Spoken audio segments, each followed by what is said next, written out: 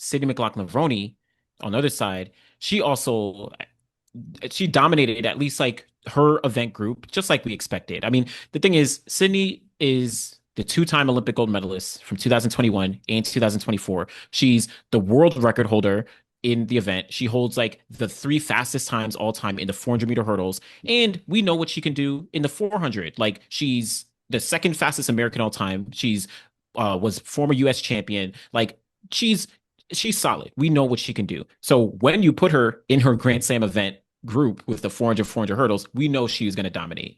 But she took the risk, or I don't know if it's a risk, but at least she kind of dipped her toes outside of her group, at least in at the Philly Slam, went down to the short hurdles and actually did kind of mix things up. You actually came out better than I did. I predicted her to finish a little bit lower. She got second place overall in this slam. So I wonder now for Sydney, knowing she's so dominant, and let's be real, she's probably going to win a gold medal again. This, assuming she does the 400 hurdles, like no Yeah. one's going to stop her at World Champs. But what do you think were kind of her takeaways off of Grand Slam, and where do we see her kind of like going off of this season? She's in a different category because remember when I'll start off here. I remember being there in Miramar. Matter of fact, you know what? The people at home, y'all deserve to know this story. I'm gonna give it to y'all. Let's do it. Hey, let's go there. So I remember I'm up in the press box, right? I'm in the press box, and her first, I believe her first race was actually was it opening for day two in Miami? Day two, yeah, it was on. Yeah. I think it was day two. So it was like the kickoff of the energy, whatever. She didn't run on day one. So day two, I go up in the press box, and hey, it's decent weather and so on. And I'm looking around. I'm like, okay, we got heads in here. I mean, it was a smaller venue, but it was packed out. So we have all the people there, like I'm on the back straight. That's where we are. So essentially, we're seeing where she's starting, and then you have the home straight, and then on top of that, to the left, you have like not where there's seats, but there's people standing on the fence. Like they're Hmm. standing alongside the fence, and then they're like the race is about to get ready to go, and it's like this like excitement, like oh man, that's Sydney. But then there was something different, where when her race comes, the iPhones come out, so they're like on your mark, phones go up, and they're all focused on her, Yep. and they're not going to film the race. What they're going to do is film the start because they're so close. Because they're like, well, we're this close to the action. They never did that for nobody else's race, for the record. Nobody else got that level of treatment. It was Yeah. just her, where it was just this sense of like holding your breath, like we're about to witness greatness. That's what, my production assistant, that's what he said on the weekend. He was like, oh, we're witnessing greatness. That's what this is. That's Like that. Sydney. So the thing is, Grand Slam track, everything she does at this point is just adding to her legacy. That's all she's doing. Yeah. If she walked off the track today and said, I'm done, we still gonna be talking about it for a long time.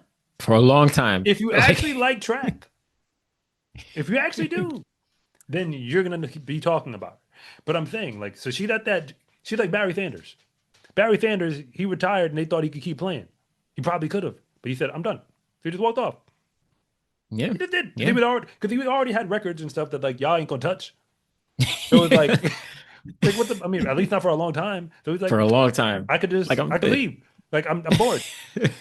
Like, but he wasn't gonna switch positions. But that's the thing about Sydney going to Grand Slam, and that's why, of course, I gotta say it. We wanted to see the boss battle. We wanted to. I know that was what Because missed. I felt like watching the boss battle to me, the 400, 200 with her, with the women from the Olympic podium, Hmm. with Gabby, who beat those women earlier. I thought that race was going to be like just one of those unique legacy points. Like when they make the documentary, when they do the Mm. movie, The Life of Sydney, The life of when they do the movie, that race was going to be a big moment.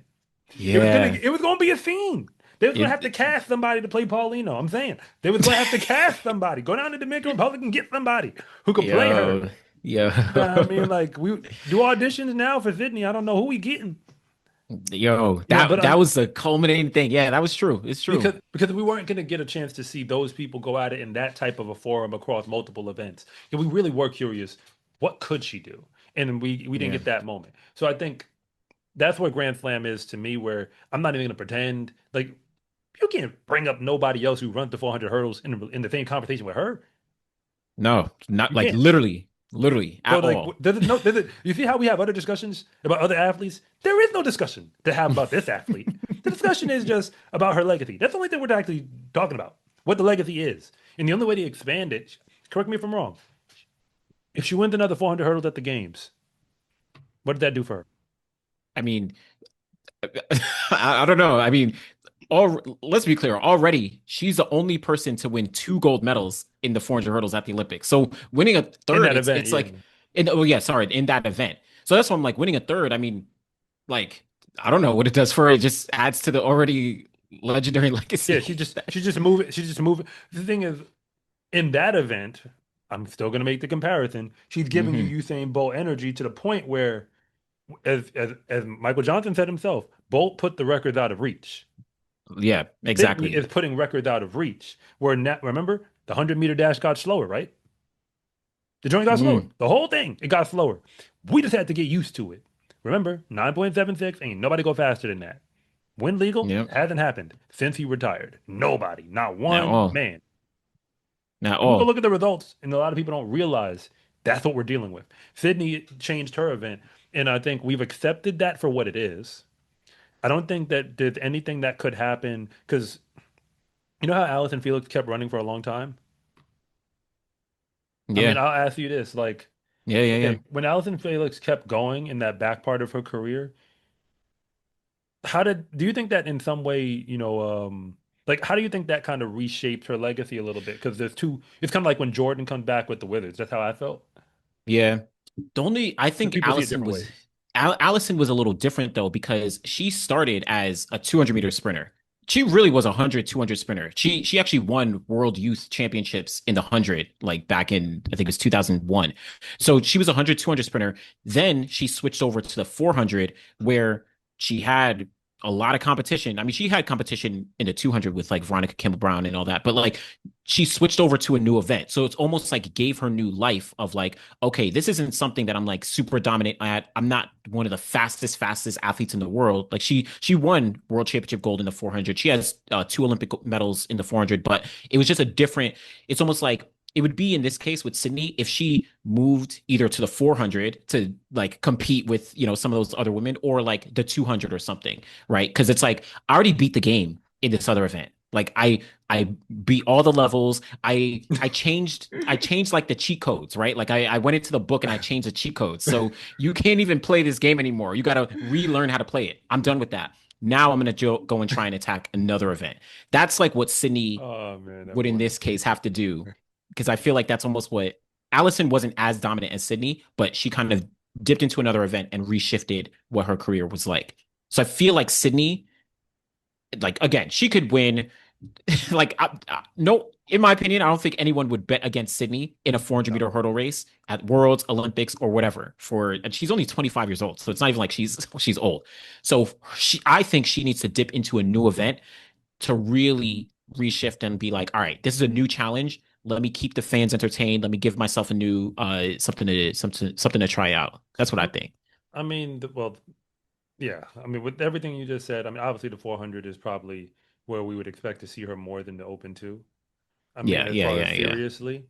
But yeah, and that's why I appreciate the breakdown with Allison because obviously the dominance wasn't quite the same level, but yeah. obviously they did share that same phenom experience of like coming up, making Olympics very early, then like coming Hmm. back and then just kind of being there. But the question is like, what does she want? To, for Sydney, to me, the only thing left to do, because you got to remember when why Michael Jordan retired. He was bored. You know what I'm saying? Like he'd done everything. So the first time Yeah, he leaves the game, he's just like, "What else you want me to do, y'all? Like I've been beating y'all." So literally. the only thing left for Sydney to do is to climb the mountain in open sprint. That's the only thing left. And if she Hmm. does that, she doesn't have to do it again. She's got to win it once. It's really Yeah, that. that's the I think thing. winning it once at that point, it's like you can just do a victory tour at another Olympics and call it a career if you wanted to and move on and live your life. Like they'll be playing these highlights forever.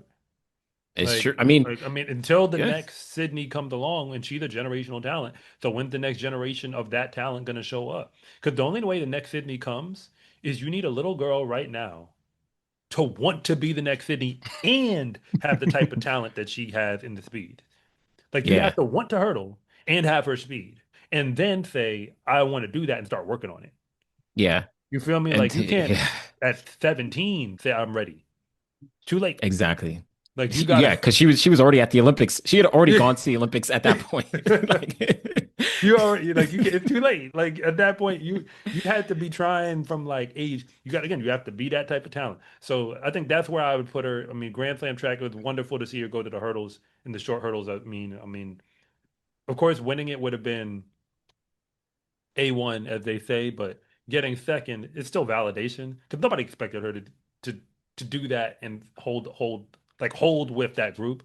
yeah. So that's why I think what I would say to that is she probably could compete in the short hurdles on the world stage and mix it up Hmm. if she wanted to, which I firmly believed before, and people were discrediting because everybody loved the clock. Like, y'all don't get it. Y'all got to actually run races with real It's people. true. It's true.